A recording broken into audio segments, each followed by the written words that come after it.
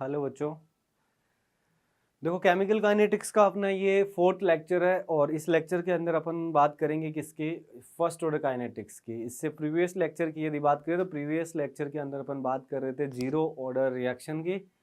और उस zero order reaction के अंदर तुम्हें पता हो कि अपन ने जीरो ऑर्डर से उसके जो डिफरेंशियल फॉर्म है उस डिफरेंशियल फॉर्म से अपन ने इंटीग्रेटेड रेट लो निकाला था किसके लिए, जीरो ऑर्डर रिएक्शन के लिए। ठीक है, आज सेम वही करने वाले। रिएक्शन का जो काइनेटिक्स है वो फर्स्ट ऑर्डर होगा, बाकी कोई चेंजेस नहीं है। तो अपन बात करते हैं कि यदि मान लो अपन को दे रखा हो कि आपकी जो रिएक्शन है वो कौन सी है, फर्स्ट ऑर्डर है। कौन सी है? First order kinetics. First order kinetics का मतलब है उस रिएक्शन का ऑर्डर कौन सा है, 1। ठीक है, अब इसके अंदर बात करेंगे तो सबसे पहले मान लेते हैं कि एग्जाम्पल अपने पास ये है कि एग्जाम्पल तुम्हें ये दे रखा है कि एक रिएक्शन है ए और ए से वो रिएक्शन किस में जा रही है, बी के अंदर।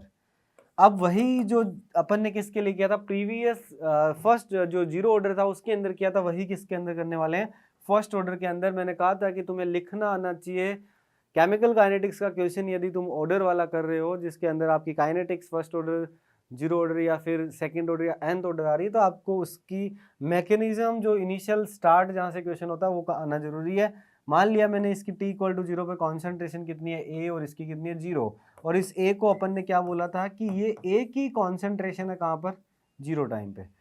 t equal to time t पर किसी टाइम t के ऊपर ये रिएक्शन फॉरवर्ड जाएगी तो b बनेगा, a कंज्यूम होगा, और इस a की कॉन्सेंट्रेशन मान लो कितनी रह गई, a माइनस एक्स, तो b कितना बन जाएगा, x बन जाएगा, क्योंकि ओवरऑल क्या रहने वाली है, कॉन्सेंट्रेशन कांस्टेंट रहने वाली है। इस जो t टाइम पर a की कॉन्सेंट्रेशन है इसको मैंने बोल दिया था कि इस a की कॉन्सेंट्रेशन किसी टाइम t पर, and this x is the concentration of b at time t। ठीक है, इतना अपन ने जीरो ऑर्डर में कर लिया था। इसके आगे की बात करते हैं। इससे आगे अपन ने किया था कि आपको मैंने सिखाया था कि किसी भी रिएक्शन को आप डिफरेंशियल फॉर्म में क्या लिखते हो, रेट उसकी, या तो आप एवरेज रेट लिखते हो या फिर इंस्टेंटेनियस रेट लिखते हो। रिएक्टेंट के लिए वो रेट ऑफ डिसअपीयरेंस होगी और आपका जो प्रोडक्ट है उसके लिए वो रेट ऑफ अपीयरेंस होगी। तो इन टर्म्स ऑफ रेट इसको अपन क्या लिख सकते हैं कि rate of disappearance of A that is equal to rate of appearance of B dt। ठीक है, और आपको पता है कि ये जो आपकी रेट है वो फर्स्ट ऑर्डर है, तो इसको आप क्या लिख सकते हो, के ए की पावर 1, और ये किसके इक्वल होगा, rate of disappearance of A और rate of appearance of B. क्या ये ऐसे लिख सकते हो? बिल्कुल। यहाँ आता था एन, एन यहाँ पर कितना है, 1। कौन सी ऑर्डर की रिएक्शन है, फर्स्ट ऑर्डर, ये लिख लिया। तो इसका मतलब है कि यदि मेरे पास डिफरेंशियल फॉर्म है तो मैं उसकी इंटीग्रेटेड रेट लो या इंटीग्रेटेड इक्वेशन बना सकता हूँ। कैसे बनाऊंगा, ये जो डिफरेंशियल फॉर्म लिखी हुई है इसका इंटीग्रेशन कर दो लिमिट के साथ, और इंटीग्रेशन कर दोगे तो वो क्या आ जाएगा, आपका इंटीग्रेटेड रेट लो मिल जाएगा। तो बताओ क्या आया, minus of rate of disappearance of A that is equal to K A की पावर 1, क्योंकि आपकी जो रिएक्शन है वो कौन सी है, फर्स्ट ऑर्डर। यदि आपकी रिएक्शन फर्स्ट ऑर्डर है तो अब क्या करेंगे, जो सेम टर्म है जिसका अपन इंटीग्रेशन करेंगे उनको एक साइड लिया हो, तो ये बताओ क्या बन गया, D A by a integration कहाँ से कहाँ तक इंटीग्रेशन, t इक्वल टू 0 पे कॉन्सेंट्रेशन और टाइम t के ऊपर उस ए की रिएक्टेंट की कॉन्सेंट्रेशन, ये किसके इक्वल होगी, minus K into D T equal to 0 time से t इक्वल टू टी।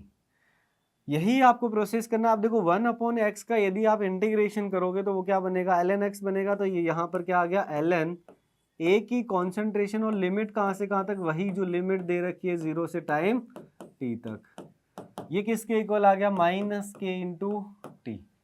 ठीक है, लिमिट यहाँ पर पुट कर दो, लिमिट पुट किया तो ये क्या आ गया, ln t इक्वल टू 0 पर रिएक्टेंट की concentration divide by t equal to time t के ऊपर रिएक्टेंट की कॉन्सेंट्रेशन, और ये किसके इक्वल होगी, के टी के। यही आपकी कौन सी है, फर्स्ट ऑर्डर काइनेटिक्स का डिफरेंशियल फॉर्म है जो कि ln के टर्म में। अब तुम्हें पता है कि ln की जो वैल्यूज है वो अपन को पता नहीं होती, लेकिन अपन को log x की वैल्यू पता होती है। तो तुम्हें एक ln और log x के अंदर रिलेशन पता होगा कि ln x आपका log के 2.303 फैक्टर के मल्टीप्लाई के बराबर होता है, ये पता है। यदि ये पता है तो उसको अपन चेंज कर सकते हैं। इसका मतलब चेंज किया तो ये क्या बनेगा, अब देखो यहाँ माइनस भी लिखा हुआ है, इस माइनस को भी चेंज कर देते हैं। ऑलरेडी माइनस लिखा हुआ है तो इसको भी चेंज कर देते हैं। ये यहाँ पर ध्यान रखना, लिमिट अपन ने अपर लिमिट से लोअर लिमिट पुट करनी है, तो इसलिए ऊपर 80 आएगा, नीचे क्या आएगा A0। तो देखो वहां पर क्या बन गया 2.303 log में माइनस को मल्टीप्लाई कर रहा हूं तो log के यहां पर क्या आ जाएगा t equal to time t पे t इक्वल टू 0 पे कॉन्सेंट्रेशन डिवाइड बाई किसी टाइम t के ऊपर रिएक्टेंट की कॉन्सेंट्रेशन, क्या यही बनेगा क्या, और ये किसके बराबर KT के बराबर। तो इसका मतलब फर्स्ट ऑर्डर काइनेटिक्स की रिएक्शन आ गई अपने पास, इंटीग्रेटेड रेट लो आ गया, उसका क्या आया log t इक्वल टू 0 पे concentration divide by time t के ऊपर रिएक्टेंट की concentration, and this is the integrated rate law of first order kinetics. ये आपका क्या हो गया इंटीग्रेटेड रेट लॉ आ गया फर्स्ट के रिगार्डिंग। अब देखो मुझे यदि इसका टी हाफ चाहिए तो मैं किसी टाइम पे उसकी कॉन्सेंट्रेशन को कितना रख दूंगा, हाफ रख दूंगा, और किसकी वैल्यू आ जाएगी टी हाफ की। कंप्लीशन टाइम भी आ जाएगा, सारी इंफॉर्मेशन यहाँ से मिल जाएगी। क्या यदि सारी इंफॉर्मेशन यहाँ से मिल जाएगी तो आगे वही इंफॉर्मेशन है उनको अपन फाइंड आउट करने की कोशिश करते हैं। अब बात करते हैं कि जो अपन ने स्टार्ट किया था वो कहाँ से स्टार्ट किया था कि ये आपकी रिएक्शन दे रखी थी, इसकी t इक्वल टू 0 पर तुम्हें कॉन्सेंट्रेशन पता थी A, ये 0 उस टाइम के ऊपर इसकी कॉन्सेंट्रेशन A माइनस एक्स हो गई थी, और ये x इसको आपने क्या बोला था B की कॉन्सेंट्रेशन टाइम t पे, और इसको बोला था A की कॉन्सेंट्रेशन टाइम t पे, और ये आपने बोला था ये क्या है A0। ठीक है, ये चीज़ें वहाँ पे पुट कर देंगे। तो देखो यहाँ पर यदि पुट करें तो आपका वो जो इक्वेशन है वो क्या बन जाएगा KT 2.303 log A0, रिएक्टेंट की कॉन्सेंट्रेशन 0 टाइम के ऊपर कितनी है A, तो यहाँ पर क्या आ जाएगा A divide by A minus x. ठीक है, अब बात करते हैं कि ln, जो ln के टर्म के अंदर अपने पास ही जो इक्वेशन बनी थी वो इक्वेशन क्या बनी थी A0 बाई AT, यही आपकी इक्वेशन बनी थी, और ये इक्वेशन किसके बराबर थी KT के इक्वल थी। मुझे AT चाहिए। वापस इसके प्रीवियस फॉर्म में जाते हैं कि जब माइनस उस साइड था तो ये क्या था t टाइम के ऊपर कॉन्सेंट्रेशन बाई 0 टाइम के ऊपर कॉन्सेंट्रेशन, ये किसके बराबर था माइनस KT। मैं क्या कर रहा हूँ इससे इस x की वैल्यू फाइंड आउट करना चाह रहा हूँ और a माइनस एक्स की वैल्यू फाइंड आउट करना चाह रहा हूँ, क्योंकि इससे मैं क्या बना पाऊंगा ग्राफ बना पाऊंगा। यह आ गया। अब देखो इस ln को मुझे AT और A0 चाहिए, इसका मतलब मुझे ln को उठाना है, तो यहाँ पर इसकी बेस क्या होता है E होता है B, यदि मैं इसको उठाऊंगा तो ये AT किसके इक्वल आ जाएगा AT बाई A0, या आपका इसके इक्वल आ जाएगा e की पावर माइनस KT। तो वहां से देखो T टाइम के ऊपर रिएक्टेंट की कॉन्सेंट्रेशन आपकी किसके इक्वल आ गई A0 e की पावर माइनस KT। तो इसको मैं सीधा AT लिख रहा हूँ। किसी टाइम के ऊपर A की कॉन्सेंट्रेशन उसकी इनिशियल कॉन्सेंट्रेशन की मल्टीप्लाई e की पावर माइनस KT के बराबर होती है। AT की वैल्यू पता चल गई। इसका मतलब मुझे AT की वैल्यू A0 e की पावर माइनस KT पता चल गई। जैसे जैसे टाइम बढ़ता जाएगा AT की वैल्यूज क्या होती जाएगी, किसी टाइम पर A की कॉन्सेंट्रेशन क्या होती जाएगी कम होती जाएगी, जो कि वहां से पता चल रहा है। मुझे x की वैल्यू, इस AT को मैं इस टर्म में क्या लिख सकता हूँ कि A माइनस एक्स आपका किसके बराबर है AT के बराबर है, और वो है कितना A0 e की पावर माइनस KT। x चाहिए, इस A0 को A के टर्म में लिखा जा सकता है और इसको इधर लिया हो तो ये A माइनस A e की पावर माइनस KT, और ये किसके बराबर हो गया x के। तो x की वैल्यू जो कि आपकी B की कॉन्सेंट्रेशन है टाइम t पर, वो किसके इक्वल आ गया 1 माइनस ए की पावर माइनस KT। यस कि नो। अब मुझे किसकी कॉन्सेंट्रेशन पता चल गई, इस B की कॉन्सेंट्रेशन पता चल गई कब टाइम t के ऊपर, जो कि किसके बराबर आई। अब देखो जैसे जैसे आप टाइम बढ़ाते जाओगे 1 माइनस की जो क्वांटिटी है वो क्या होती जाएगी कम। इसका मतलब जैसे जैसे टाइम बढ़ाएंगे बी की कॉन्सेंट्रेशन बढ़ती जाएगी, और वो अपन को पता भी है रिएक्शन से कि जैसे जैसे टाइम बढ़ेगा ए कंज्यूम होता जाएगा और बी प्रोड्यूस होता जाएगा, ठीक है, और वो यहाँ से पता भी चल रहा है। रही बात एटी की वैल्यू देखो कितनी आ रही है, ए नोट ई की पावर माइनस के टी, तो यहाँ से ये पता चल रहा है कि रिएक्टेंट की कॉन्सेंट्रेशन टाइम के साथ क्या होती जाएगी, डिक्रीज होती जाएगी। क्यों? क्योंकि यहाँ ई की पावर माइनस है, टाइम बढ़ाते जाओगे ई की पावर माइनस में बढ़ती जाएगी, इसका मतलब ओवरऑल क्वांटिटी आपकी क्या होती जाएगी, रिड्यूस। तो अब यहाँ से ग्राफ बनाना आसान है। यदि तुम्हें इसका ग्राफ नहीं भी बनाना है तब भी आप क्या कर सकते हो, तुम्हें ये पता है कि एक्सपोनेंशियल फॉर्म के अंदर ए की कॉन्सेंट्रेशन क्या होती जाएगी, रिड्यूस। बी की कॉन्सेंट्रेशन भी एक्सपोनेंशियल फॉर्म के अंदर क्या होती जाएगी, बढ़ती जाएगी। एक टाइम के बाद ये क्या हो जाएगी, कांस्टेंट हो जाएगी। और वो टाइम कितना होगा, वो टाइम यदि यहाँ पर वैल्यू पुट करें तो इन्फिनिटी टाइम के ऊपर ये क्या होगी, कंप्लीट होगी। तो यहाँ से ये पता चल रहा है कि फर्स्ट ऑर्डर रिएक्शन आपकी किसी एक पर्टिकुलर टाइम इंटरवल के अंदर कंप्लीट नहीं होती है, फिक्स टाइम के अंदर कंप्लीट नहीं होती है। वो टाइम कितना होता है, वो टाइम होता है इन्फिनिटी टाइम, ठीक है। तो देखो बात करें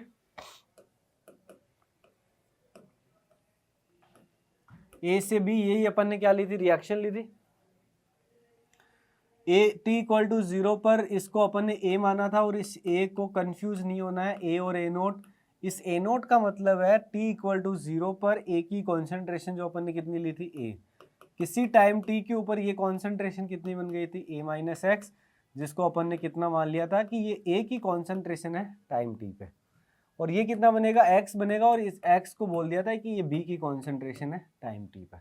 ये ए माइनस एक्स जिसको आप क्या बोल रहे हो, एटी बोल रहे हो, और इस एटी की वैल्यू तुम्हें मिल चुकी है, कितनी होगी वो एटी की वैल्यू होगी इनिशियल कॉन्सेंट्रेशन इंटू ई की पावर माइनस के टी। इस एक्स की वैल्यू भी अपन ने फाइंड आउट कर ली, वो एक्स की वैल्यू कितनी आई थी, ए 1 माइनस ई की पावर माइनस के टी। इसको ए नोट के फॉर्म के अंदर यदि रखे तो ए नोट के फॉर्म के अंदर ये क्या आ जाएगा, ए को क्या बोला था अपन ने, ए नोट 1 माइनस ई की power minus K T S किनो। तो ये आ गया।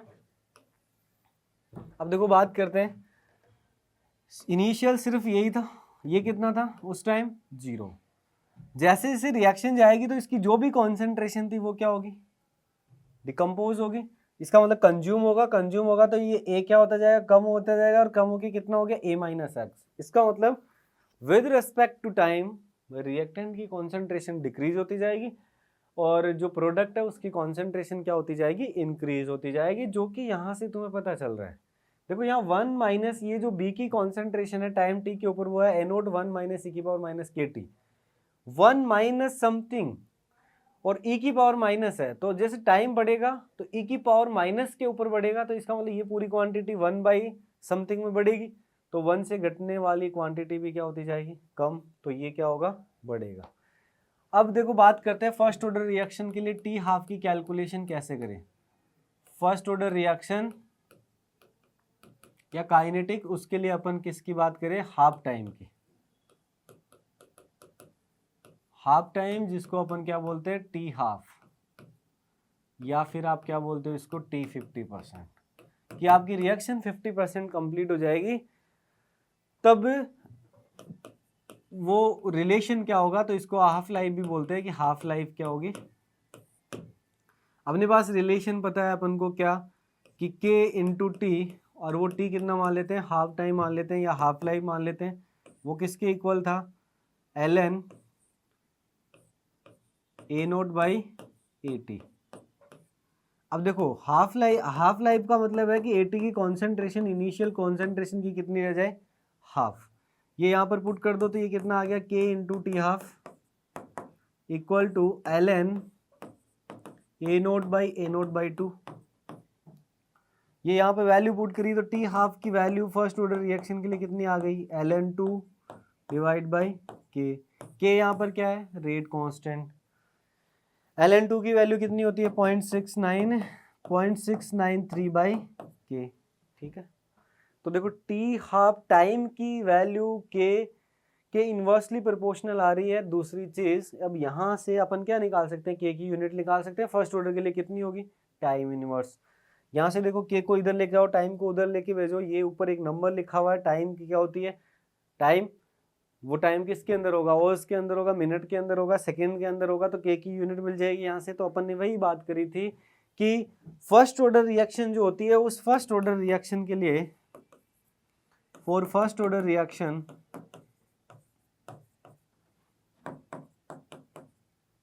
जो के की यूनिट होती है, के यूनिट, वो क्या होती है, टाइम इनवर्स। Time inverse. तो आप कैसे आइडेंटिफाई करोगे, यदि आपको के की यूनिट दे रखी है और वो यूनिट टाइम इनवर्स है, इसका मतलब आपकी रिएक्शन कौन सी है, फर्स्ट ऑर्डर।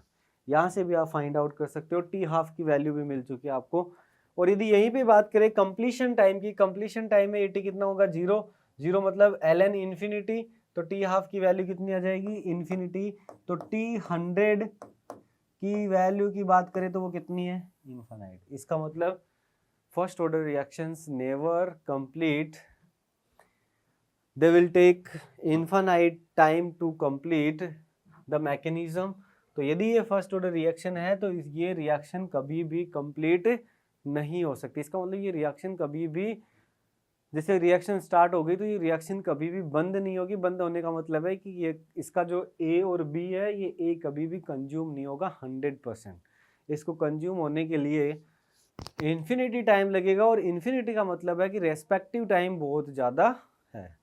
ठीक है, जिस टाइम, उतने टाइम तक अपन ऑब्जर्वेशन नहीं कर सकते तो बोल देंगे कि वो रिएक्शन इन्फिनाइट टाइम में क्या हो रही है, कंप्लीट। ठीक है, तो अपन को टी हाफ मिल चुका है, इसका इंटीग्रेटेड रेट लो मिल चुका है, बी की कॉन्सेंट्रेशन मिल चुकी है और ए की कॉन्सेंट्रेशन मिल चुकी है, उनका इंटीग्रेटेड फॉर्म मिल चुका है, कंप्लीशन टाइम मिल गया अपन को, हाफ लाइफ मिल गई। हाफ लाइफ इसकी फर्स्ट ऑर्डर की किसके ऊपर डिपेंड नहीं करती, कॉन्सेंट्रेशन के ऊपर डिपेंड नहीं कर सकती। तो इसका मतलब अपन ये लिख सकते हैं, half life of first order reaction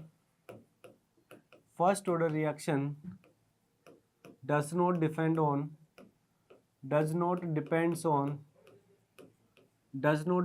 on initial concentration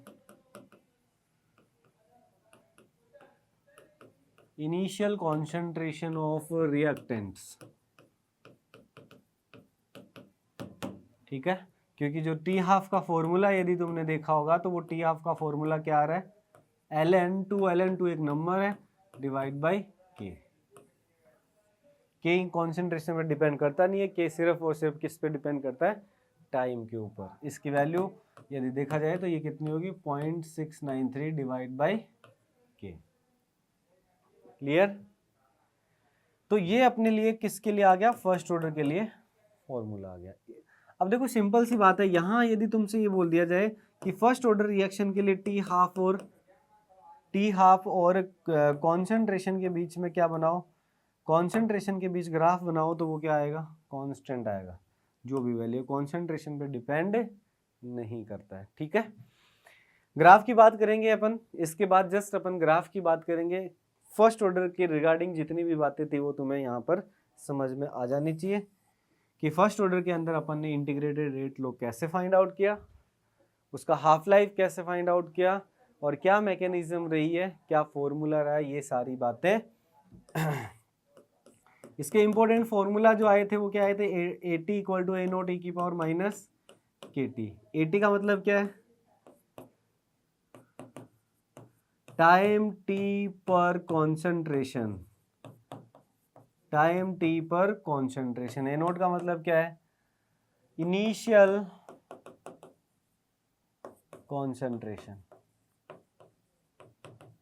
concentration of reactant. T का मतलब टाइम, के का मतलब रेट कांस्टेंट। तो ये सारी चीजें तुम्हें क्या करनी है, याद रखनी है। ठीक है, दूसरा जो फॉर्मूला आया था इसका, जो जनरली अपन क्वेश्चन के अंदर याद करेंगे, वो क्या था, 2.303 log initial concentration divide by T time के ऊपर कॉन्सेंट्रेशन। ये वाला फॉर्मूला आपको क्या करना है, याद रखना है। तो ये फर्स्ट ऑर्डर के रिगार्डिंग बातें थी।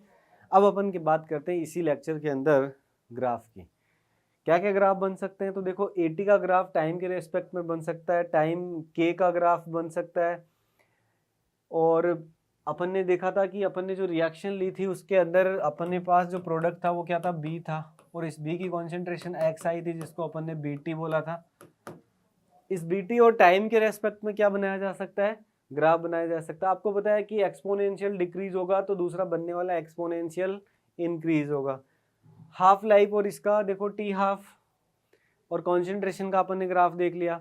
ऐसे अपन बात करते हैं नेक्स्ट अभी कि इसके अंदर ग्राफ क्या क्या बनेंगे, कौन कौन से ग्राफ होंगे, ये सारी बातें। ठीक है, अपन यदि बात करें इसके अंदर तो अपन ने जो इंटीग्रेटेड रेट लॉ निकाला था, फर्स्ट लॉ, फर्स्ट ऑर्डर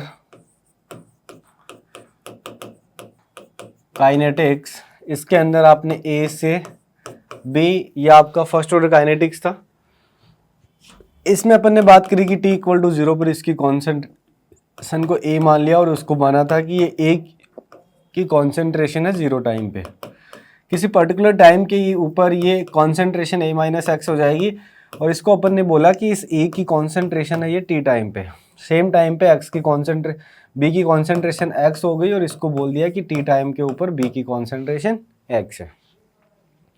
तो यहाँ से अपन ने integrated rate law find out कर लिया था कि t की value 1/k ln a minus X, इसके बराबर होगा कि kt equal to ln a minus X, इसके बराबर होगा, जिसको अपन ऐसे भी लिख सकते हैं कि ये जो t है आपका वो 1/k ln initial concentration of a या रिएक्टेंट और किसी t टाइम के ऊपर इसकी कॉन्सेंट्रेशन। एक ही बात है, इसको अपन किस में लिख सकते हैं, लॉग में भी लिख सकते हैं कि यदि लॉग में इसको लिखे तो ये लॉग के अंदर क्या हो जाएगा, 1/k 2.303 log of initial concentration और किसी t टाइम के ऊपर कॉन्सेंट्रेशन। सेम इसको भी अपन ऐसे भी लिख सकते हैं कि 1/k 2.303 log of initial concentration of reactant bye final concentration eight time t के ऊपर जो भी कॉन्सेंट्रेशन है। तो इस टाइप से अपन लिख सकते हैं। ऐसे ही अपन ने क्या लिखा था, ये जो x आया था bt, इसकी वैल्यू भी फाइंड आउट कर ली थी, जो कि किसके इक्वल आ रही थी, वो आ रही थी a initial concentration into 1 minus e की पावर माइनस kt। ये अपन ने कुछ रिलेशन देखे थे जो कि फर्स्ट ऑर्डर काइनेटिक्स में मिलते हैं। ठीक है, अब अपन इन्हीं के बेसिस पे ग्राफ बनाने की कोशिश करते हैं। देखो पहला ग्राफ बन सकता है कि किसी t टाइम के ऊपर रिएक्टेंट की कॉन्सेंट्रेशन और टाइम के बीच में यदि ग्राफ बनाया जाए तो वो ग्राफ कैसा बनेगा, उसकी बात करते हैं। दूसरा एक और फॉर्मूला था इंटीग्रेटेड रेट लॉ का कि किसी टाइम के ऊपर उसकी कॉन्सेंट्रेशन उसकी इनिशियल कॉन्सेंट्रेशन इंटू ई की पावर माइनस kt के डायरेक्टली प्रोपोर्शनल होती है। ये भी अपन ने एक रिलेशन देख लिया था। तो अब मुझे क्या करना है, इस रिएक्टेंट का टी टाइम के ऊपर यदि ग्राफ ड्रॉ करना है तो वो ग्राफ प्लॉट करेंगे तो वो ग्राफ कैसा दिखेगा, उसी की बात करती है। तो फर्स्ट ऑर्डर काइनेटिक्स के अंदर यदि बात करें, फर्स्ट ऑर्डर काइनेटिक्स, इससे रिलेटेड ग्राफ्स की बात करते हैं, इंपॉर्टेंट ग्राफ्स की। ग्राफ क्या होंगे कि जो अपन ने जितने भी अभी रिलेशन निकाले उसके अंदर जो फर्स्ट ग्राफ होगा वो होगा किसी टाइम पे रिएक्टेंट की कॉन्सेंट्रेशन वर्सेस टाइम के बिटवीन जो भी ग्राफ बनेगा उसकी बात करते हैं। तो मैंने मान लो सपोज यहां पर वाई एक्सिस के ऊपर कॉन्सेंट्रेशन ले ली रिएक्टेंट की टी टाइम के ऊपर, और यहां वाई एक्स एक्सिस के ऊपर अपन ने क्या कंसीडर किया, टाइम। ठीक, अब ये बनाने से पहले अपन को AT और टाइम के बीच में क्या होना चाहिए, रिलेशन पता होना चाहिए। तो वो रिलेशन अपन को पता ही है फर्स्ट ऑर्डर काइनेटिक्स से, जो रिलेशन आया था कि किसी टाइम के ऊपर कॉन्सेंट्रेशन रिएक्टेंट की इनिशियल कॉन्सेंट्रेशन इंटू ई की पावर माइनस kt के डायरेक्टली प्रोपोर्शनल होती है। इसका मतलब देखो एक्सपोनेंशियल ग्राफ होगा, और एक्सपोनेंशियल ग्राफ कैसा होगा, एक्सपोनेंशियल डिक्रीजिंग ग्राफ होगा। ये एक्सपोनेंशियली डिक्रीजिंग ग्राफ है। यदि मैथमेटिक्स की बात करें तो ये एक्सपोनेंशियली डिक्रीजिंग, क्योंकि यहाँ पर e की पावर क्या है, माइनस एक्स है। इसका मतलब जो ग्राफ ऊपर की ओर जाना चाहिए था, वो ग्राफ टाइम के रेस्पेक्ट में कहाँ होगा, डिक्रीजिंग होगा, और ए का ग्राफ तुम्हें पता ही होगा। अब मान लेते हैं कि ये जो दिया हुआ है उसमें t इक्वल टू 0 पुट करेंगे तो इनिशियल कॉन्सेंट्रेशन कितनी आएगी, ए नोट, और अपन को भी पता है कि initial concentration t equal to 0 पर कितनी थी, ए नोट। यहाँ से ग्राफ डिक्रीजिंग होगा एक्सपोनेंशियली, ये ग्राफ बनेगा।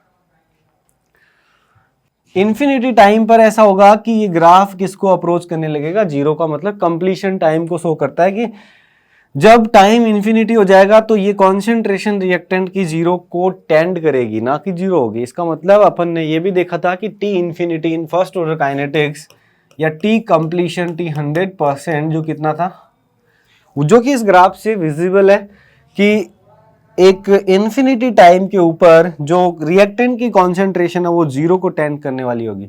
तो ये जो ग्राफ है, ये ग्राफ दिख रहा है, ये ई की पावर माइनस एक्स, जिसको अपन बोलते हैं कि ये एक्सपोनेंशियली डिक्रीजिंग ग्राफ है, ठीक है, ई की पावर माइनस एक्स का ग्राफ है। तो ये बन गया। अब देखो, यदि अपन ने जो रिएक्शन कंसीडर करी थी कि इस ए से बी बन रहा है, ए की कॉन्सेंट्रेशन एक्सपोनेंशियली डिक्रीजिंग हो रही है, तो सेम टाइम इस एक्स जो बी की कॉन्सेंट्रेशन आई थी वो कॉन्सेंट्रेशन क्या होगी, एक्सपोनेंशियली इंक्रीज होगी फिर, क्योंकि इसमें क्या है 1 माइनस ई की पावर माइनस के टी। इसका मतलब बी की ए की यदि एक्सपोनेंशियली डिक्रीज हो रही है तो सेम टाइम बी की कॉन्सेंट्रेशन क्या होगी, इंक्रीज हो रही होगी। तो यदि सेकंड ग्राफ अपन बात करें कि बताओ बीटी और टाइम के बीच में ग्राफ कैसा बनेगा, तो उसका भी अपन क्या कर सकते हैं, ग्राफ बना सकते हैं, ठीक है। अब बात सेकंड ग्राफ की बात करते हैं। ये फर्स्ट ग्राफ हो गया।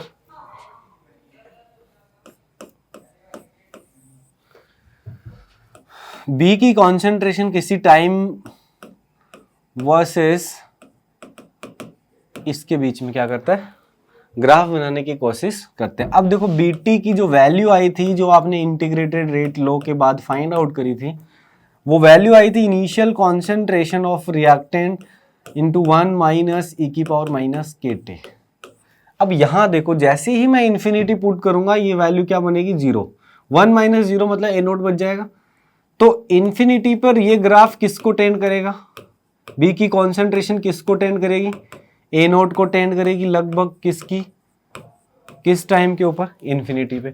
जैसे ही टी इक्वल टू 0 पुट करूंगा तो ई की पावर 0 मतलब 1, 1 माइनस 0 मतलब 0 टाइम के ऊपर जो बी की कॉन्सेंट्रेशन है वो लगभग कितनी है, 0 है।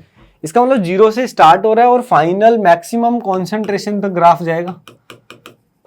तो इसका मतलब जो ग्राफ बनेगा वो एक्सपोनेंशियली इंक्रीजिंग ग्राफ होगा।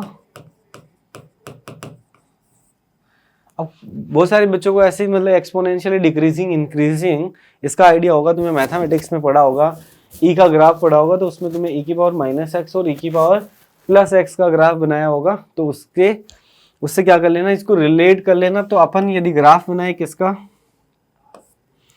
बी की concentration with respect to time, तो टी इक्वल टू 0 पर ये कॉन्सेंट्रेशन कितनी, 0, और एक टाइम बाद ये क्या हो जाएगा, कांस्टेंट हो जाएगा, और वो इन्फिनिटी टाइम पर ये कॉन्सेंट्रेशन किसको अटेंड करने की कोशिश करेगी, इनिशियल कॉन्सेंट्रेशन ऑफ रिएक्टेंट।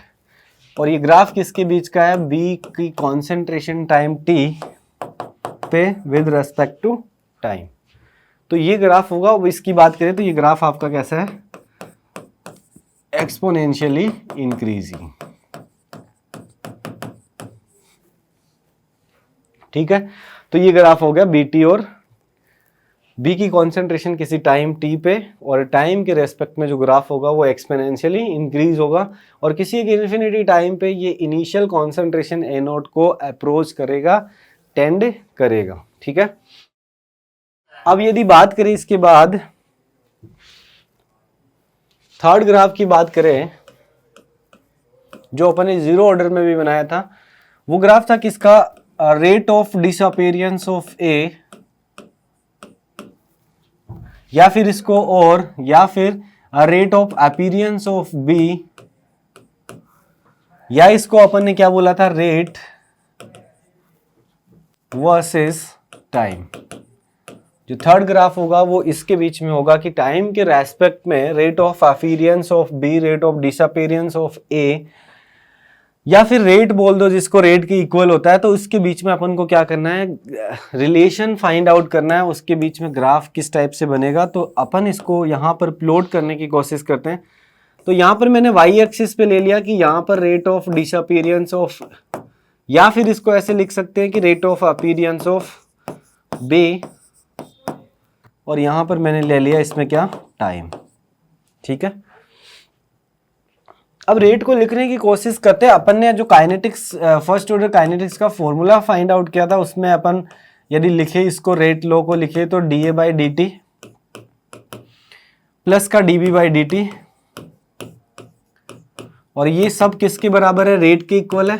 और ये रेट यदि रेट कांस्टेंट के टर्म में लिखे तो के ए की कॉन्सेंट्रेशन और इसकी पावर कितनी, 1। अब देखो ये जो रेट है किसी टाइम के ऊपर होगी, किसी टाइम के ऊपर ये इस ए की वैल्यू को अपन ऐसे डिनोट कर सकते हैं कि ये जो ए की वैल्यू है वो 80 होगी, और 80 को अपन क्या लिख सकते हैं, इनिशियल कॉन्सेंट्रेशन e की पावर माइनस के टी। तो यहां से यदि मैं लिखूं कि डी ए बाई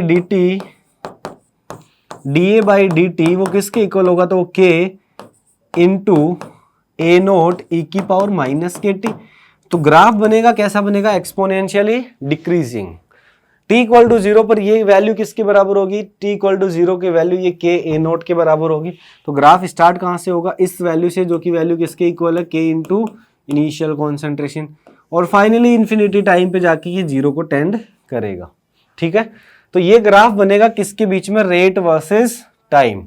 इसको मैं ऐसे लिख सकता हूँ कि रेट वर्सेस टाइम का यदि ग्राफ बनवाया जाए फर्स्ट ऑर्डर काइनेटिक्स के अंदर, तो वो ग्राफ होगा एक्सपोनेंशियली डिक्रीजिंग, जिसकी इनिशियल वैल्यू किसके बराबर होगी, के ए नोट के, और फाइनली ये किसको टेंड करेगा, 0 को। कौन से टाइम के ऊपर, इन्फिनिटी टाइम के ऊपर। ठीक है, तो ये ग्राफ हो गया किसका, rate versus time, third graph. Important graph है, वहां जाके तुम ये ढूंढोगे कि यार D A by D T, D V by D T, इसका तो ऐसा कोई रिलेशन ही नहीं है। तो जहां से केमिकल काइनेटिक्स स्टार्ट हुआ था, जहां से अपन ने इंस्टेंटेनियस रेट और एवरेज रेट लिखा था, वहीं से क्या करेंगे, इसको बनाने की कोशिश करेंगे। नेक्स्ट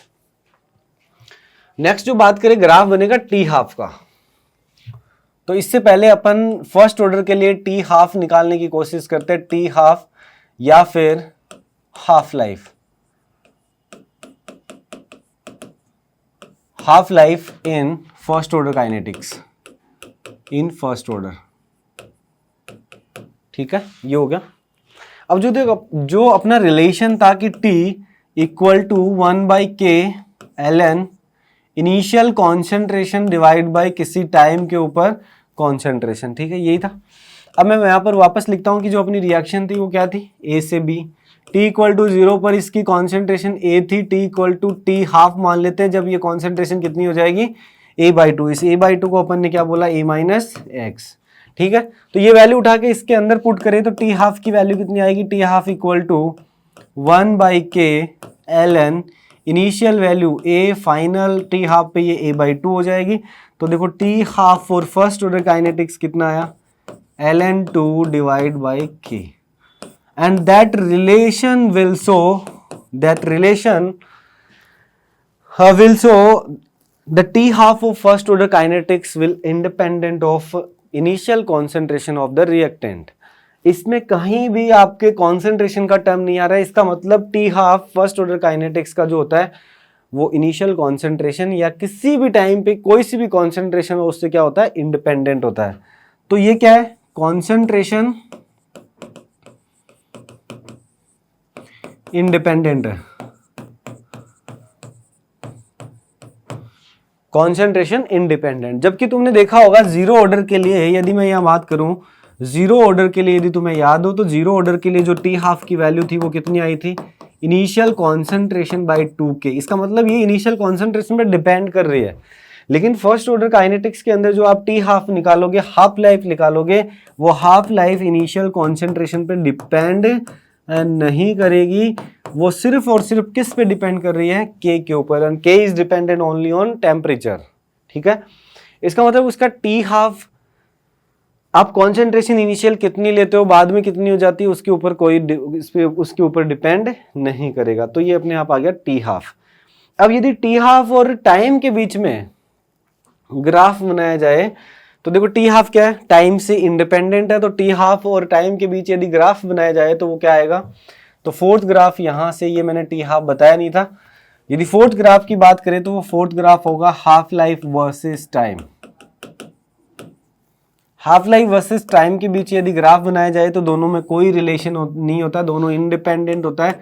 तो ये यहाँ पर मैंने टी हाफ लिख दिया, यहाँ पर मैंने टाइम लिखा। और तुम्हें पता है कि टी हाफ की वैल्यू फर्स्ट ऑर्डर काइनेटिक्स के लिए कितनी होती है, ln 2/k।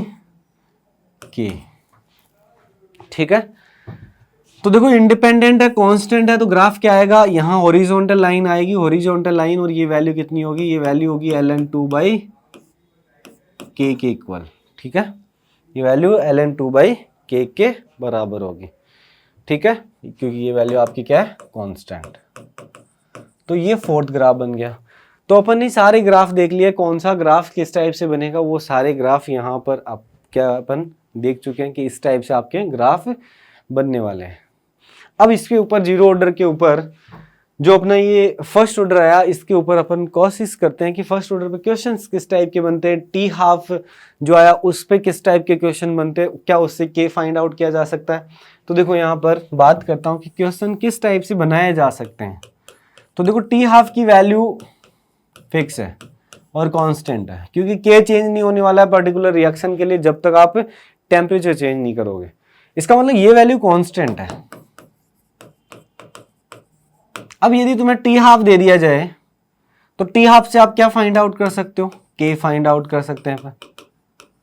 के फाइंड आउट कर लिया, के फाइंड आउट कर लिया तो तुम्हें पता है कि टी की वैल्यू फर्स्ट ऑर्डर के लिए क्या होती है, ln इनिशियल कॉन्सेंट्रेशन और किसी टाइम के ऊपर कॉन्सेंट्रेशन।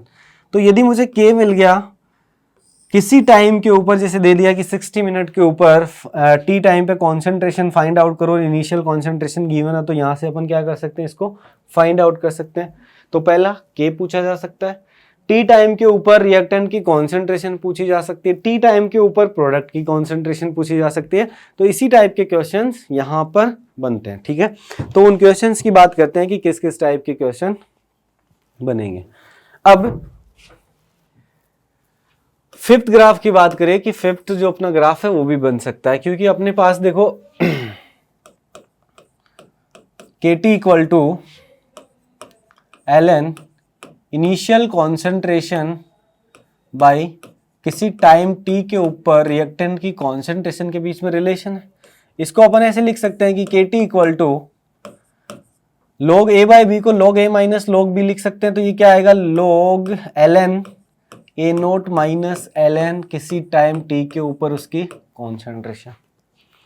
अब तुम्हारे से यदि ग्राफ बनाया जाए कि ln at और टाइम के बीच में टाइम के रेस्पेक्ट में ग्राफ बनाओ, तो ln at को इधर ले आओ तो ये क्या बन गया, ln किसी टाइम पे रिएक्टेंट की कॉन्सेंट्रेशन किसके इक्वल होगी, माइनस KT प्लस का ln a नोट। देखो ये क्या बन गया, C। ये यहां पर टाइम के बीच में है तो वो x और आगे क्या आ गया mx, और इक्वल टू ये क्या है अपना y। तो y equal to mx plus c एक स्ट्रेट लाइन होगी। जहां पर यदि स्लोप की बात करें तो स्लोप क्या हो गई, स्लोप को आप m बोल रहे हो और m किसके इक्वल है, वो रेट कांस्टेंट के इक्वल है, माइनस k के इक्वल। ये किसके, ये यदि ग्राफ बनाया जाएगा तो वो ग्राफ किसके बीच में होगा। तो यहां से देखो ग्राफ बनाने की कोशिश करें तो ग्राफ यहां पर किसके बीच में बन सकता है, ln रिएक्टेंट की टाइम t पे कॉन्सेंट्रेशन, टी टाइम पे रिएक्टेंट की जो कॉन्सेंट्रेशन होगी उसका टाइम के रेस्पेक्ट में ग्राफ बनाया जा सकता है, जो कि क्या होगा, स्ट्रेट लाइन होगा। और वो स्ट्रेट लाइन होगी y equal to minus mx plus c, slope negative, और वो स्लोप नेगेटिव कितनी दी है। और इसकी यदि बात करें इस ग्राफ के स्लोप की, तो वो स्लोप कितनी होगी, m के बराबर होगी, और वो m किसके बराबर है, माइनस के। तो ये ग्राफ आ गया किसके बीच में, ln at और टाइम के रेस्पेक्ट में। ठीक है, अब इस at को देखो क्या लिखा जा सकता है, at को यदि यहां लिखा जाए तो तुम्हें पता है कि अपन ने जो मैकेनिज्म जहां से अपन ने फाइंड आउट किया था वो क्या था, a से b, ये a माइनस x और ये x। तो इसको ऐसे भी लिखा जा सकता है ln a minus X with respect to time. तो ये हो गया अपना फिफ्थ ग्राफ। आगे बढ़ते हैं कि जो सिक्स्थ ग्राफ होगा अपना वो किस टाइप से बनेगा उसकी बात करते हैं। तो देखो यहां पर जो अपन ने रिलेशन फाइंड आउट किया है इसको चेंज कर देते हैं, इस ln को log के अंदर चेंज कर देते हैं। तो अपना जो ये रिलेशन है इसमें रिलेशन क्या है जो अपन ने देखा अभी, ln t टाइम पे रिएक्टेंट की concentration minus K T plus ln t equal to 0 पर रिएक्टेंट की कॉन्सेंट्रेशन, यही है। इसको लॉग में चेंज कर देते हैं तो तुम्हें पता है कि ln x इक्वल टू क्या होता है 2.303 log x होता है। तो जो भी ln की टर्म है उसके आगे क्या लिख देंगे 2.303, तो इसको लिखो क्या बन जाएगा 2.303 log। सर ऐसा क्यों कर रहे हो, अभी बताऊंगा ऐसा क्यों कर रहे हैं अपन, क्योंकि ग्राफ log में भी दिया जा सकता है, ग्राफ जरूरी नहीं है तुम्हें ln में मिले। ग्राफ किस में दिया जा सकता है, ग्राफ दिया जा सकता है log के अंदर। तो उस टाइम क्या करोगे, तो उस टाइम चेंज करने की कोशिश करेंगे और वो चेंज आपका इस टाइप से होगा, ठीक है। ये आ गया। मुझे इसको y कंसिडर करना है तो 2.33 को उधर क्या करूंगा डिवाइड करूंगा, तो ये क्या आ गया log t टाइम पे रिएक्टेंट के कॉन्सेंट्रेशन, देखो यहाँ पर क्या आ गया माइनस के बाई 2.303, यहाँ आ गया t प्लस 2.30 से 2.33 कैंसिल आउट और इधर क्या बच गया ओनली c, और वो c किसके बराबर log a नोट के बराबर। देखो ये क्या आ गया y equal to mx plus c। अब जो स्लोप है आपकी वो स्लोप, अब जो स्लोप उससे चेंज होगी ln और इसमें, उसमें सिर्फ माइनस के थी, यहाँ पर माइनस के 2.303, ये ध्यान रखना है। ग्राफ देख के आपसे क्या पूछा जा सकता है, रेट कांस्टेंट की वैल्यू। तो देखो यदि ग्राफ ln का हुआ तो वो स्लोप सिर्फ माइनस के इक्वल, और यदि ग्राफ log का हुआ तो वो जो आपकी स्लोप होगी उस ग्राफ में गिवन वो माइनस के बाई 2.303 के इक्वल होगी। तो इस चीज का ध्यान रखना। अब यदि ग्राफ बनाए अपन, किसके बीच में ग्राफ बनेगा, तो अभी यहां से विजिबल होगा तुम्हें कि ये जो ग्राफ है वो किसके बराबर बीच में होगा, log रिएक्टेंट की टी टाइम पे कॉन्सेंट्रेशन, या फिर इसको ऐसे लिखा जा सकता है log a माइनस एक्स, और ये किसके बीच में टाइम। ग्राफ क्या बनेगा, straight line with negative slope, और ये जो स्लोप है इस स्लोप की वैल्यू किसके इक्वल आ रही है माइनस के बाई 2.303। यस कि नो। तो ये ग्राफ बनेगा log के बीच में, जो प्रीवियस ग्राफ था वो किसके बीच में था, ln के बीच में। तो अपन ने दोनों ग्राफ अच्छे तरीके से देख लिए, कैसे कन्वर्ट करते हैं, कैसे फाइंड आउट करेंगे। अब यहां से जो क्वेश्चन इन दोनों में, सर ये दोनों ग्राफ बनवाए क्यों, इसका रीजन क्या है। जैसे मान लो क्वेश्चन इस टाइप का दिया रहे आपको कि फर्स्ट ऑर्डर कोई रिएक्शन दे रखी है और उसके बीच में जो ग्राफ है वो एक बार दे रखा है log a minus T time पे उसकी कॉन्सेंट्रेशन और टाइम के रेस्पेक्ट में ग्राफ दे रखा, और ऐसे ग्राफ दिया हुआ तुम्हें और ऐसे ही बनेगा तुम्हें पता है। और ये जो वैल्यू है, ये वैल्यू मान लो आपको थीटा दे दिया कि इस थीटा की वैल्यू -1/3 है। ये जो स्लोप है इस स्लोप की वैल्यू -1/3। अब देखो ग्राफ को चेक करना है कि ln है या log के बीच में, तो ग्राफ किसके बीच में है, log। तो ये स्लोप किसके इक्वल करोगे, ये स्लोप माइनस के बाई 2.303 के इक्वल करोगे। अब यहां से किसकी वैल्यू आएगी, k की। पार्ट टू इसका ऐसे हो सकता है कि ये जो आपको गिवन ग्राफ है वो किसके बीच में गिवन हो, ln टी टाइम पे कॉन्सेंट्रेशन रिएक्टेंट की और टाइम के रेस्पेक्ट में यदि ग्राफ गिवन हो, और वो ग्राफ इस टाइप से, और ये स्लोप आपकी जो है वो स्लोप इस टाइप से दे रखी हो कि ये वैल्यू किसके बराबर है, -2 के बराबर।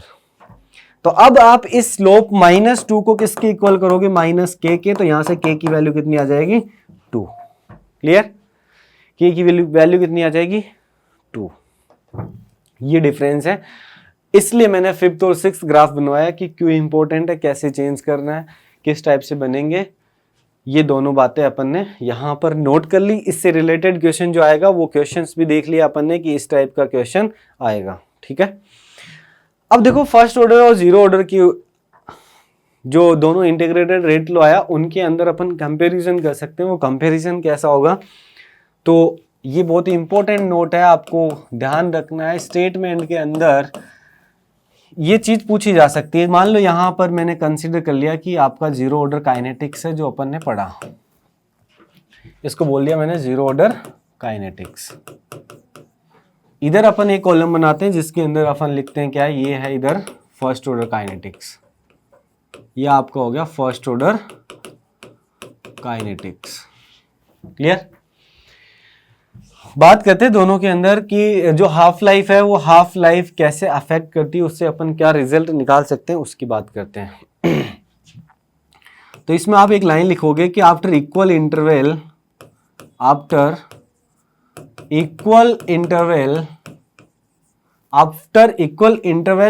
टाइम, जैसे मान लो आपको कोई टाइम दे दिया जाए कि 10 सेकेंड, तो हर 10 सेकेंड बाद में कॉन्सेंट्रेशन है और रिएक्टेंट की, वो कॉन्सेंट्रेशन किस टाइप से डिक्रीज हो रही होगी, किस टाइम से प्रोडक्ट की कॉन्सेंट्रेशन इंक्रीज हो रही होगी, क्या उसमें कोई मैथमेटिकल रिलेशन बन रहा है, वो मैथमेटिकल रिलेशन बनने वाला क्या बन रहा है उसकी बात करते हैं।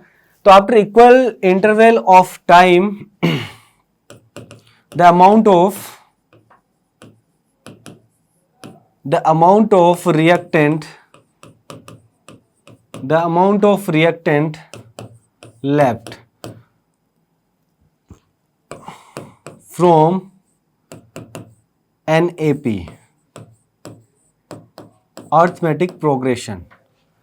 देखो मान लो आपकी एग्जांपल के लिए बात करते हैं कि ये अपन ने इसी से अपन ने सारे रिलेशन फाइंड आउट करें, सारे बाकी सारे भी कर सकते हैं। t इक्वल टू 0 पर अपन ने ये कॉन्सेंट्रेशन मानी थी कि इसकी a थी, इसकी 0 थी। t equal to time t पर ये वैल्यू a माइनस एक्स हो गई, ये वैल्यू x हो गई। यहाँ लिखा हुआ कि after equal interval of time, मान लो हर 10, ये t टाइम मान लो 10 सेकेंड है, तो फिर t इक्वल टू 0 से 10 सेकेंड में ये जितना बचेगा, फिर अगले टाइम t2 के ऊपर मान लो ये 20 सेकेंड पर ये कुछ बचेगा, a माइनस एक्स डेज बचा मान लो। तो जो ये a माइनस एक्स डेज और ये a जो है, जितने ये जो लेफ्ट अमाउंट है किसके रिएक्टेंट का, वो लेफ्ट अमाउंट किसके अंदर होगा, अर्थमेटिक प्रोग्रेशन के अंदर, AP के अंदर होगा। किसके अंदर होगा, AP के। बात करते हैं कि t इक्वल टू 0 पर जो रिएक्टेंट की कॉन्सेंट्रेशन है, वो रिएक्टेंट की कॉन्सेंट्रेशन को अपन ने कितना माना था, A naught. t equal to मान लिया पहला टाइम मैंने इक्वल इंटरवल कंसीडर करना है, तो t कंसीडर किया, तो ये वैल्यू किसकी इक्वल होगी, A नॉट माइनस KT के।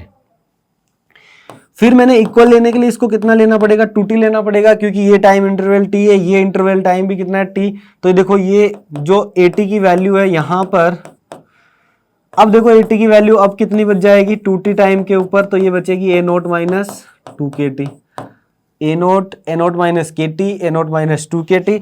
फिर मैंने टाइम लिया कितना 3t, अभी भी टाइम इंटरवल कितना है t, यहां पर भी टाइम इंटरवल कितना है t, यहां पर भी टाइम इंटरवल कितना है t। तो ये 3t के ऊपर ये जो वैल्यू है ये देखो कितनी बचेगी, A नॉट माइनस 3KT। क्या ये जो चीज बन रही है यहां पर, ये सारी की सारी किसके अंदर बन रही है, मैथमेटिक रिलेशन किसके अंदर, अर्थमेटिक प्रोग्रेशन के अंदर। A not minus KT, A not minus 2KT, A not minus 3KT, इसका मतलब KT इसका क्या हो जाएगा, D हो जाएगा। D की वैल्यू कितनी हो जाएगी, KT हो जाएगी। हर एक के अंदर KT माइनस हो रहा है, ठीक है। जिससे अपन, जैसे अपन आपने अर्थमेटिक प्रोग्रेशन पढ़ा होगा, AP की वैल्यू जो उसका nवां पद होता है उसको आप क्या लिखते हो, A naught initial plus D लिखते हो, या फिर n माइनस 1D, इस टाइप से लिखते हो। ये जो D है, इस D की वैल्यू कितनी, KT आ रही है यहां से, ठीक है। तो इक्वल टाइम इंटरवल, इसका भी ध्यान रखना, टाइम इंटरवल क्या होना चाहिए, सेम होना चाहिए। तो इक्वल टाइम इंटरवल के बाद जो रिएक्टेंट होती है, उस रिएक्टेंट की कॉन्सेंट्रेशन जो बचती है, जो रिमेनिंग रहती है, वो रिमेनिंग कॉन्सेंट्रेशन सबके साथ क्या बनाती है, अर्थमेटिक प्रोग्रेशन AP बनाती है। बात करते हैं फर्स्ट ऑर्डर काइनेटिक्स की, ये 0 ऑर्डर की बात है यहां पर। तो इसमें भी ऐसे ही, after equal interval of time, after equal interval of time, the amount of reactants left form a GP। क्या बनाता है, एक GP बनाता है। तो देखो 0 ऑर्डर काइनेटिक्स के अंदर क्या बन गया, AP बन गया। बात करते हैं फर्स्ट ऑर्डर काइनेटिक्स के अंदर। तो फर्स्ट ऑर्डर काइनेटिक्स के अंदर सेम वही कि after equal interval of time जो रिएक्टेंट है ए, इसकी कॉन्सेंट्रेशन जो भी बचती है, तो यहां पर देखो मैंने वैल्यू रखी t इक्वल टू 0, तो ये A0 बन गया। t इक्वल टू t रखा तो ये A0 e की पावर माइनस KT बन गया, और t इक्वल टू 2t रखा तो ये A0 e की पावर माइनस 2 KT बन गया। t इक्वल टू 3t रखा तो ये वैल्यू होगी A0 e की पावर माइनस 3 KT। अब देखो ये जो रिमेनिंग अमाउंट है, वो रिमेनिंग अमाउंट आपका क्या बना रहा है, जीपी बना रहा है। क्या बना रहा है, जीपी। ठीक है, तो ये एक इंपॉर्टेंट रिलेशन है कि फर्स्ट ऑर्डर काइनेटिक्स का इक्वल इंटरवल ऑफ टाइम के बाद में जो भी रिमेनिंग कॉन्सेंट्रेशन होती है रिएक्टेंट की, वो जीपी के अंदर होती है, और जीरो ऑर्डर के अंदर होती है वो एपी के अंदर होती है। ये एज ए स्टेटमेंट आ सकता है, ये एक आपसे क्वेश्चंस के फॉर्म में भी पूछा जा सकता है, इंटीजर टाइप का क्वेश्चन भी पूछा जा सकता है। तो इस टाइप से अपन क्या कर सकते हैं, फर्स्ट ऑर्डर काइनेटिक्स के जितने भी रिजल्ट थे, ग्राफ थे, वो सारी चीजें मैंने यहाँ पर आपको बताई। ठीक है, अब बात करते हैं यहां पर कि जो टी हाफ है, अब जीपी आ रही है तो उससे एक रिलेशन और आ जाएगा। वो रिलेशन क्या आएगा, नोट लगा के अपन इसको भी थोड़े अच्छे तरीके से लिख सकते हैं, जो कि आपके जो न्यूमेरिकल क्वेश्चन के अप्रोच है उसमें काफी हेल्पफुल रहेगा कि आप जल्दी से क्वेश्चन को कर सकते हो। तो फर्स्ट ऑर्डर काइनेटिक्स की बात करते हैं।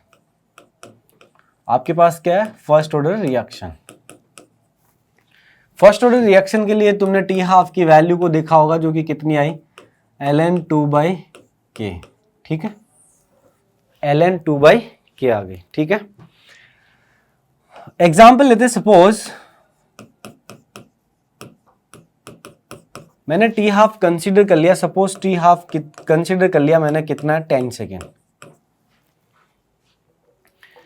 10 सेकेंड कंसीडर किया, और जो मेरी रिएक्शन जो अब देखो इनिशियल, अब अपने पास एक एग्जांपल के फॉर्म एक ए से ये अपनी एक रिएक्शन है। t इक्वल टू 0 पर इसकी कॉन्सेंट्रेशन को मैं मान लेता हूं कि इसकी कॉन्सेंट्रेशन कितनी है, A0। ठीक है, एक इंटरवल के बाद ये कॉन्सेंट्रेशन कितनी हो जाएगी, एक टी हाफ के बाद यही वैल्यू कितनी हो जाएगी, A0/2।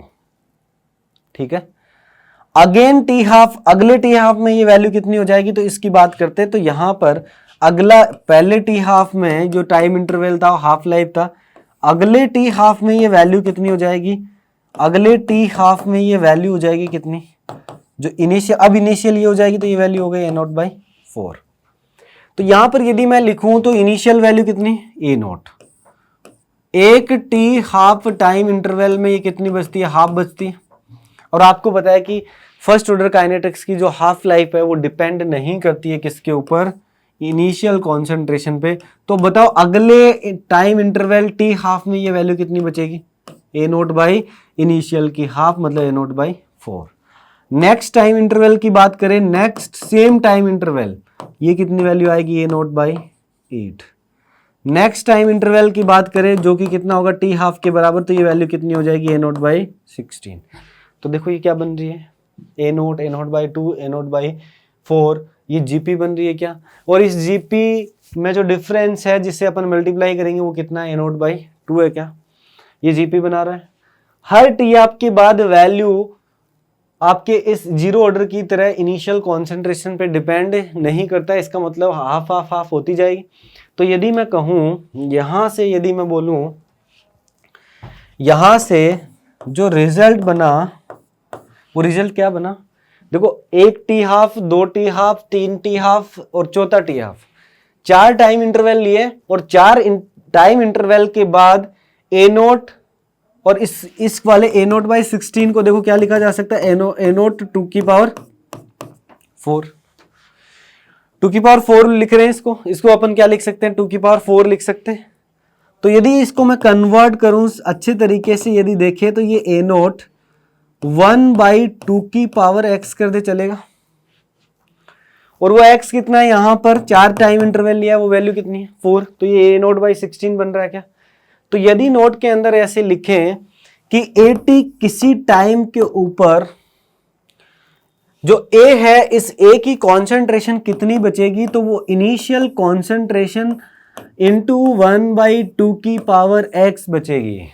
किसी टाइम के ऊपर जो रिएक्टेंट है उसकी कॉन्सेंट्रेशन कितनी बचेगी, तो वो NO इंटू 1/2 की पावर x बचेगी, जो कि यहां से दिख रहा है। देखो एक टाइम इंटरवल, तो A0 से मल्टीप्लाई करो 1/2 की पावर 1, कितना हो गया A0/2। दूसरा A0/2 की पावर कितनी लगा दो 2, तो A0/4 बन गया क्या। तो यहां से रिजल्ट, जिसमें अपन x को क्या लिख सकते हैं, x क्या है, x equal to total time divide by t half. देखो टोटल टाइम मान लो ये 10 सेकंड है, 10, 20, 30, 40। 40 सेकंड के बाद यदि 10 सेकंड आपका टी हाफ है, तो 40 सेकंड मतलब टी हाफ के कितने इंटरवल हो गए, 4 हो गए। तो 40 डिवाइड बाई 10 कितने हो गया, x की वैल्यू 4 आ गई क्या, तो ये वैल्यू A0/16 बन रही है। तो यहां से अपन क्या बना सकते हैं, यहां पर अपन क्या बना सकते हैं, रिजल्ट बना सकते हैं। और इस x को ऐसे भी लिखा जा सकता है कि ये x क्या है, number of half life, number of half life. तो देखो इस चीज को समझते हैं थोड़ी से। अभी जो अपन ने क्वेश्चन किया नहीं, जैसे मैंने उसका एक एग्जाम्पल लिया कि ये आपकी रिएक्शन है और इसमें t इक्वल टू 0 पर इसकी कॉन्सेंट्रेशन को कितना माना, E0। इस रिएक्शन के लिए तुम्हें ऐसे दे रखा है कि इसका टी हाफ कितना है, 10 सेकेंड। अब तुमसे ये पूछ लिया जाए कि आफ्टर 40 सेकेंड ए की कॉन्सेंट्रेशन A40 कितनी होगी। After 40 second remaining concentration of reactant, ये आपसे पूछ लिया जाए, या फिर A40 पूछ लिया जाए, बात एक ही है। तो देखो अपन ने जो रिलेशन निकाला था वो क्या निकाला था कि किसी टाइम के ऊपर रिएक्टेंट की कॉन्सेंट्रेशन इसकी इनिशियल कॉन्सेंट्रेशन इंटू 1/2 की पावर क्या थी, x थी। x इस क्या है, x यहां पर था टोटल टाइम कितना 40, टी हाफ कितना 10, इंटरवल कितने हो गए 4। या फिर आप देखो कि 0 टाइम से 40 तक पूछने के लिए कितने इंटरवल लगेंगे, तो पहली 10 सेकेंड एक इंटरवल, फिर 20 सेकेंड दूसरा, फिर 30 सेकेंड थर्ड, और फिर 30 से 40 फोर्थ। तो 10-10 सेकेंड के कितने इंटरवल आ गए, 4 इंटरवल। तो x इस x को क्या बोला जा सकता है, इस x को बोला जा सकता है नंबर ऑफ हाफ लाइफ। तो बताओ कितनी बचेगी, तो x की वैल्यू कितनी आ गई, x की वैल्यू आ गई 4। तो ये क्या बन गया, A0/16। अब आपको ये फॉर्मूला नहीं लगाना पड़ेगा कि आप इसके अंदर पुट करोगे ऐसे, ये ln इनिशियल कॉन्सेंट्रेशन है A-x, ये आपको नहीं करना पड़ेगा कि 4 इंटरवल के बाद में 40 सेकंड के ऊपर k की वैल्यू निकालो और फिर इस फॉर्मूला, तो ये नहीं करना पड़ेगा। फर्स्ट ऑर्डर के अंदर आप डायरेक्ट क्या कर सकते हो, उसकी कॉन्सेंट्रेशन फाइंड आउट कर सकते हो, जो कि कितनी बचेगी, A0/16। क्लियर। तो मैं इसी की बात कर रहा था, इसके ऊपर अपन इक्वेशन भी करते हैं, तो आप समझ होंगे कि ये क्यों इंपॉर्टेंट है, ये क्यों बताया। क्योंकि फर्स्ट ऑर्डर के अंदर जो हाफ लाइफ होती है वो इनिशियल कॉन्सेंट्रेशन पे डिपेंड नहीं करती है, और यदि इनिशियल कॉन्सेंट्रेशन पे डिपेंड नहीं करती है तो इसका मतलब अपन रिलेशन बना सकते हैं, और वो रिलेशन जीपी के अंदर बनेगा, और जीपी में बनने के बाद अपन ने यहाँ से एक रिजल्ट निकाल लिया जो कि बहुत ही इंपॉर्टेंट है। ठीक है, और इसको मैंने अच्छे तरीके से आपको एग्जाम्पल में, क्योंकि हाफ लाइफ का मतलब होता है आधी कॉन्सेंट्रेशन बच जाना। तो देखो फर्स्ट हाफ में आधी बच गई, अब यहां से इसको भूल जाओ, इसमें देखो आधी बचानी है A0/4। ठीक है, तो इस टाइप से आप क्या करते हैं, इक्वेशन करने की कोशिश करते हैं कि किस टाइप का क्वेश्चन यहां से पूछा जा सकता है।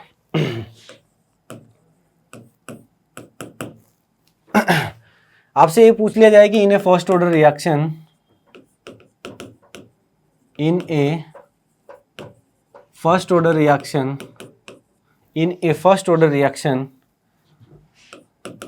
t half equal to 10 minute. आपको दे दिया कि t half कितना है, 10 मिनट है। अब आपसे पूछ लिया जाए कि व्हाट फ्रैक्शन ऑफ रिएक्टेंट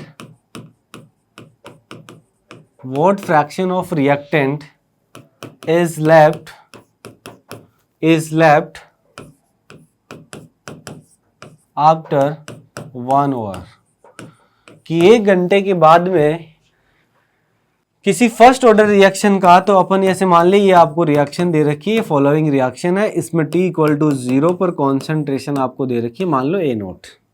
तो पूछा गया है कि जो इनिशियल कॉन्सेंट्रेशन है उसकी 1 घंटे के बाद में कितना फ्रैक्शन बचेगा इस रिएक्टेंट का, ये पूछा है। इसका मतलब सिंपल सी बात है, अभी मैंने जो आपको फॉर्मूला बताया, जो अपन एक रिजल्ट बनाया, वो रिजल्ट क्या था कि किसी टाइम t पर, लेकिन ये किसके लिए, इक्वल टाइम इंटरवल के लिए ही वैलिड है, और वो इक्वल टाइम इंटरवल यदि आपको मिल जाएगा, ये फॉर्मूला लगेगा। अब देखो बात करते हैं टी हाफ। तुम्हें दे रखा है कि टी हाफ कितना है इसके अंदर,